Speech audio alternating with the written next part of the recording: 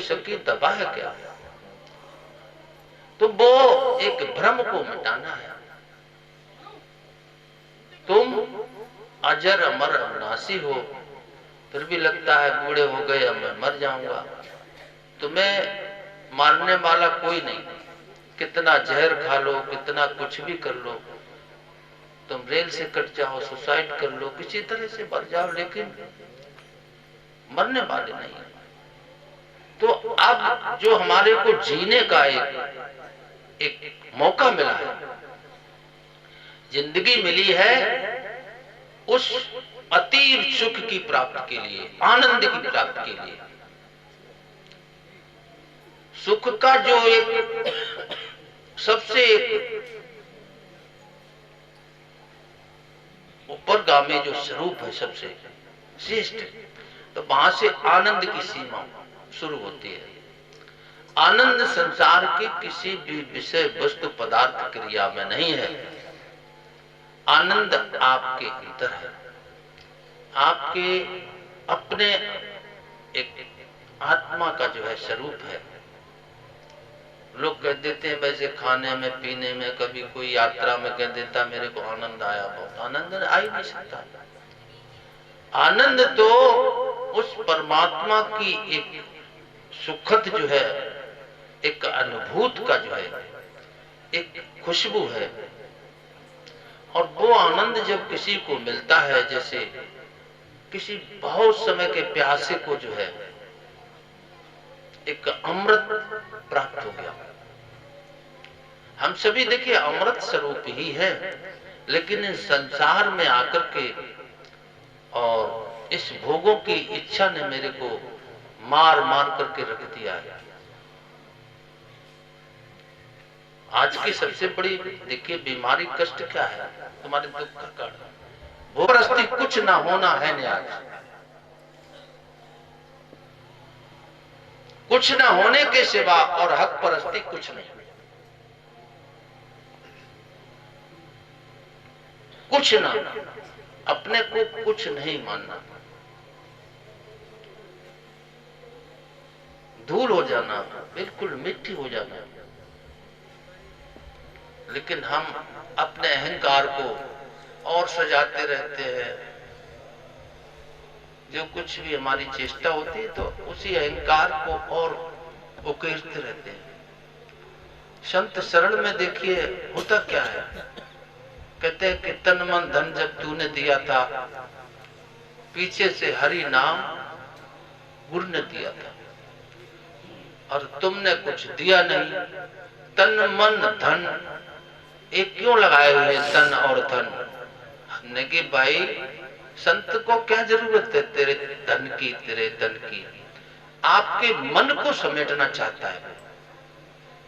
तूने जो अपने मन को धन में और तन में जो है जो बंदी करके रखा है, उसके ही कोष्ठ में, उसको मन को लेना चाहिए। और मन को देखिए एक आपके पास, आपके साथ आने का जो तरीका दिया हुआ है, चंचलम ही मना। अर्जुन कहता है ये तो बड़ा नटखट है, बड़ा हठी है, ये मेरे उसमें नहीं है। कृष्ण परमार्थ बलभद्र। तो भगवान ने बताया अभ्यास कौनते वैराग्य चाहिए। अभ्यास क्या करेगा? आप कोई पीटी करेंगे, परेड करेंगे, कहीं चक्कर लगाएंगे। गीता में फिर कहा अभ्यास उक्तेन चेतसा न अन्यगामिना परमं पुरुषम दिव्यम यात पार्थ अनुचिंत्य। अभ्यास क्या है? इसी को गीता में प्रणव यज्ञ बताया हुआ है। अपाने जुहियत प्राणम प्राणपानम तथा परे प्राणापान गति रुद्धा प्राणायाम परायण।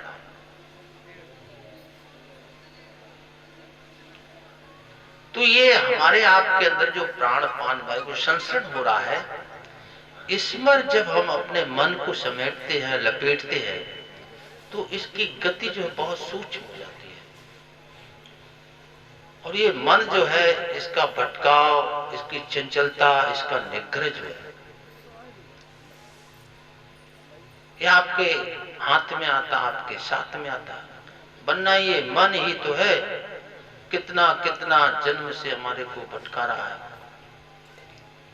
तो इसका जो गुरु महाराज जी ने मंत्र दिया हुआ है, तो उसके हमारे को एक अपने जीवन में उतार करके और एक सच्चा जो सुमरन है उसको हम अमल में लाए, जीवन जो है हमारा बदलेगा, मिलेगा कभी ना कभी तो सही।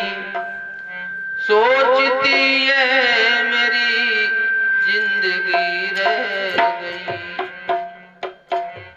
सुख मिलेगा कभी ना कभी तो सही। सोचती है मेरी जिंदगी रह गई। तो जिस परम सुख की प्राप्ति के लिए प्रभु ने जो है हमारे को ये मानव जीवन प्रदान किया, लेकिन मैंने एक कदम भी आगे नहीं बढ़ा पाया। एक बच्चा जो आज पैदा हुआ, एक बूढ़ा जो आज शमशान में गया, कुछ भी अंतर नहीं है। उस बूढ़े को भले ही इस संसार का, भौतिक जगत का कुछ जानकारी हो, लेकिन जिसके लिए ये शरीर दिया हुआ था, तो जैसा वो जन्मा था वैसा ही मर गया। उसके जीवन में यात्रा नहीं हो पाई। तमाम दुनिया के सुख के लिए जो तू सिर पटकता रहा, रात दिन तूने मेहनत की, कसरत की, सुख की परछाई भी नहीं मिली। और जिसको तू सुख समझता है, तेरे दुख का यही तो कारण है। जितने भी ये संबंध जन सुख हैं, तेरी इंद्री और इंद्री के विषय, हर एक इंद्री का विषय है। तो इतने भी संयोग जन सुख हैं, ये सब तेरे दुख के कारण है। यही संस्पर्शक होगा दुख योनवेवते आदंतवंत कौन्ते नतेश रमते बुधा। मात्रा स्पर्शास्त कौन्ते शीतुष्ण सुख दुख दा आगमा पाइनो नित्या तान तिच्छस्व। कि तू सुख दुख के चक्कर में पड़ गया है, तो इस दोनों से तुमको ऊपर उठना, आनंद